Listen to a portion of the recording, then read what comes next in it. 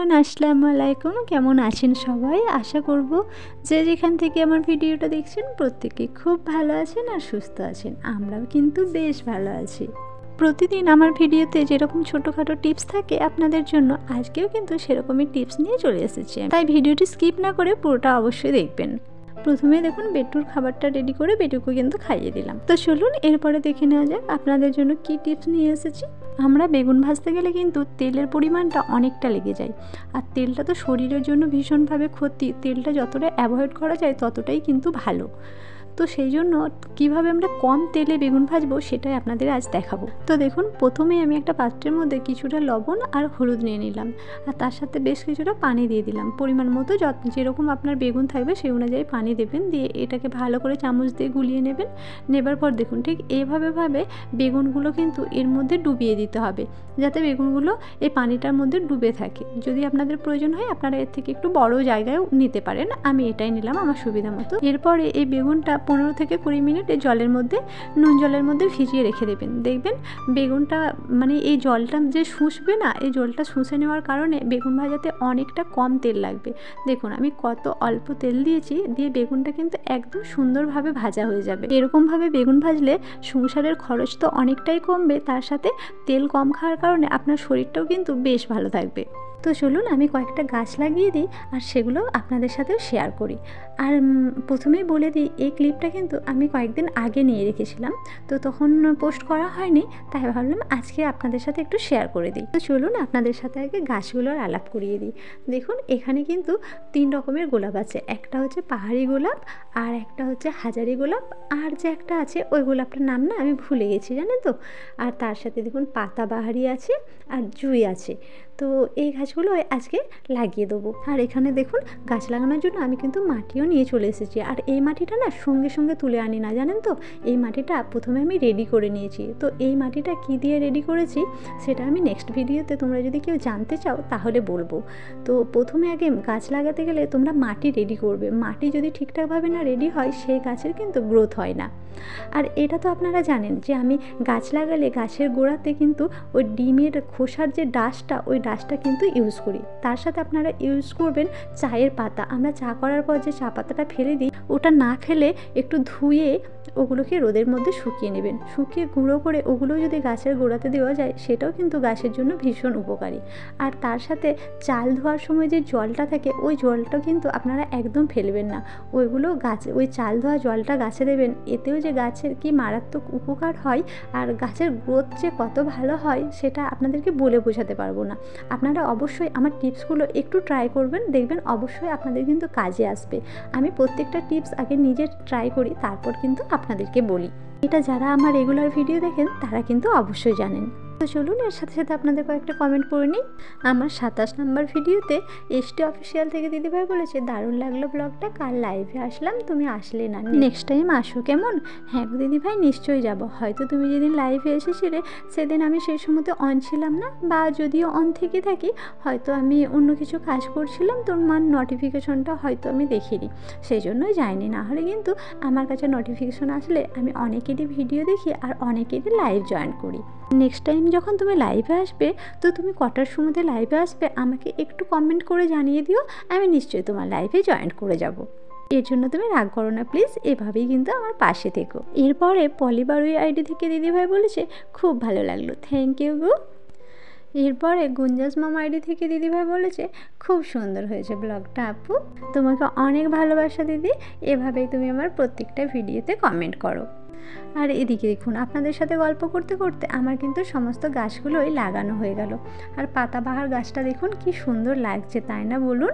জানেন তো ফ্লিপকার্টে আমি ড্রাই ফ্রুটসের অর্ডার করেছিলাম। আসলে কি বলুন তো, দিন দিন শরীরটা এত পরিমাণ উইক হয়ে যাচ্ছে, আর ভীষণ পরিমাণে জানেন তো হেয়ার ফলও হচ্ছে।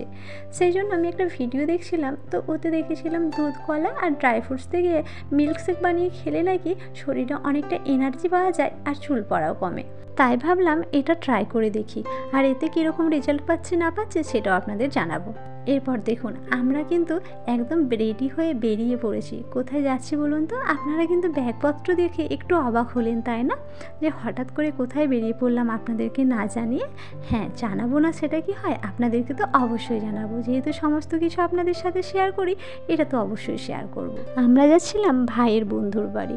আসলে কি বলুন তো, ভাইয়ের বন্ধুর এই রিসেন্ট বিয়ে হয়েছে, তো আমাদের না বিয়ের সময়তে যাওয়া হয়নি। আমাদেরকে অনেক করে যেতে বলেছিল, কিন্তু সেই সময়তে আমরা যেতে পারিনি বিয়ে বাড়িতে। এর মূল কারণ হলো তখন কিন্তু ভাই বাড়ি ছিল না, ভাই ছিল ওর কাজের জায়গাতে। আর ভাইয়ের বন্ধু আমাদের বাড়ি আসে, ভাই যায়, ব্যাস এই সূত্রে ভাইয়ের বন্ধুকে চিনি, তার সাথে পরিচয় আছে, বাট তাদের ফ্যামিলির সাথে কিন্তু আমাদের খুব একটা বেশি পরিচয় ছিল না। সেই জন্য ভাইও নেই, পুরো নতুন বাড়ি, নতুন পরিবেশ, একা একা যেতে যেন একটা কেমন কেমন লাগছিল। এই কারণেই আরও করে যাওয়া হয়নি। আর তাই এখন ভাই এসেছে, তাই বলছে চলো তাহলে সবাই মিলে গিয়ে ঘুরে আসি, নতুন বউকেও দেখা হবে, তার সাথে সাথে তাদের ফ্যামিলির সকলের সাথেও কিন্তু পরিচয় হয়ে যাবে। এরপর দেখুন, বললাম তো নতুন বউ দেখতে যাব, খালি হাতে তো আর যাওয়া যায় না, সেই জন্য এলাম টাইটানে। এখান থেকে একটা ঘড়ি নিয়ে নেবো। আসলে কি বলুন তো, টাইটানের কালেকশানগুলো কিন্তু খুব সুন্দর। এখানে অনেক রকমের আছে জানেন তো, টাইটান আছে, সোনাটা আসছে, তারপর ফাস্ট ট্র্যাক আছে। আমরা কিন্তু টাইটানটাই নিয়েছিলাম, এটাই আমাদের বেশি পছন্দ হয়েছিল। দেখুন কালেকশানগুলো একটু ঘুরে ঘুরে আপনাদেরকে দেখিয়ে দিই, কি সুন্দর লাগছে না বলুন? ডিজাইনগুলো সত্যি অসম্ভব সুন্দর ছিল, আর তার সাথে সাথে প্রাইসটাও কিন্তু যথেষ্ট ছিল। তো যাই হোক, কোয়ালিটি ভালো হলে প্রাইসে কিছু যায় আসে না। এখানে দেখুন আমরা বিল করে নিলাম। এরপরে দেখুন চলে এলাম তাঁত বাজার। এখান থেকে একটা শাড়ি নেবো, একটা শাড়ি আর একটা ঘড়ি দেবো। আর তাঁত বাজারে না শাড়ির কালেকশানগুলো কিন্তু ভীষণ সুন্দর সুন্দর থাকে। যেহেতু নতুন বউ, সেই জন্য আমরা একটু বেশ ডিপের মধ্যেই কালার খুঁজছিলাম, আর একটু সিল্কের মধ্যে খুঁজছিলাম। প্রথমে যে ব্লু কালারের শাড়িটা দেখালো, ওটাও কিন্তু বেশ ভালো ছিল। তারপর যখন এই গ্রিনটা দেখলাম, এটা যেন আমার মন ছুঁয়ে গেল, তাই বললাম একটু খুলে দেখান। দেখুন কি সুন্দর লাগছে, লাল পাড় আর লাল আঁচল, তার সাথে গ্রিন কালারের মেঝে। শাড়ির কালার কম্বিনেশনটা কিন্তু খুব সুন্দর, নতুন বউয়ের সাথে একদম পারফেক্ট। তো সেই জন্য এটাই আমরা নিয়ে নিলাম। এরপর বিউটি আরিফা অফিসিয়াল থেকে দিদিভাই বলেছে লাইক ডান, ভালোবাসা ভরপুর দিয়ে অর্ধেক ভিডিও দেখলাম, আর অর্ধেকটুকু বাকি আছে, দেখে নিলাম। কথাগুলো রাইট বলেছো, দোকানে যদি প্রতিদিন দোকান না খোলা হয় তাহলে কিন্তু কাস্টমার থাকে না, ঠিক ইউটিউব তাই অনেক ভালোবাসা। সত্যি দিদিভাই, তুমি যে এতটা সময় নিয়ে আমাকে এত বড় একটা কমেন্ট করেছো, তার জন্য আমার তরফ থেকে তোমাকে অনেক ভালোবাসা গো। কারণ দেখো, সবাই কমেন্ট করে, তোমরা যে ছোট ছোট কমেন্টগুলো করো না, সেগুলোও কিন্তু আমার পড়তে ভালো লাগে। তার সাথে সাথে যখন দেখি তোমরা শুধুমাত্র আমার জন্য আমাকে ভালোবেসে এতটা সময় নিয়ে টাইপ করেছো, এত বড় একটা কমেন্ট করেছো আমাকে, তখন যে আমার মনের মধ্যে ঠিক কতটা আনন্দ হয় সেটা আমি তোমাদেরকে বলে বোঝাতে পারবো না। আমার তখন কতটা ভালো লাগে, মনে হয় যেন সত্যি সত্যি তোমরা আমার একদম কাছের ফ্যামিলি মেম্বার গো। এভাবেই তোমরা আমাকে ভালোবেসো আর সুন্দর সুন্দর কমেন্ট করো। এরপর মধুমিতা চক্রবর্তী ব্লগস থেকে দিদিভাই বলেছে খুব সুন্দর লাগলো, থ্যাংক ইউ গো দিদিভাই। আর দেখুন ফাইনালি কিন্তু আমরা এই ঘড়িটা নিয়েছিলাম। তখন তো দোকানের মধ্যে তোমাদেরকে দেখানো হয়নি, সেই জন্য ভাবলাম গাড়ির মধ্যে বসে একবার দেখিয়ে দিই যে ঘড়ির ডিজাইনটা কেমন হয়েছে। তোমরা ঠিকভাবে বুঝতে পারবে কি না পারবে, সেই জন্য আমি একটু পরে দেখালাম। বোন বললো দিদি একটু পরে দেখা, তাহলে ভালো বুঝতে পারবে, এই জন্য এভাবে দেখালাম।